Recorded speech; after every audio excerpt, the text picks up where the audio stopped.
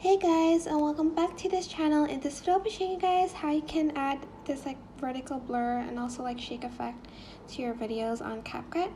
So go to effects here and go to video effects, go to opening and closing and add in the vertical blur one and just press the check mark button. If you can't add a keyframe, just go to object here and select all videos, and here's where you can add in a keyframe at the beginning of the vertical blur. For instance, you want it to be from 100 to 0. So here, just zoom in, add in another keyframe and put the vertical blur to 0.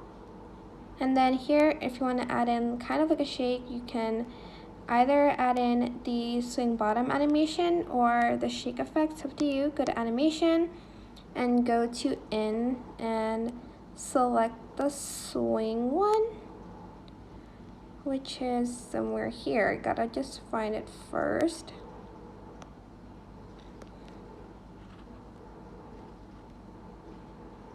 Oops. Wait, did I add the animation? Okay, I did. Okay, and you're just going to apply it to the rest of your videos basically. You can add in a flash if you want to and more shakes and effects, but I'm just going to leave it like this.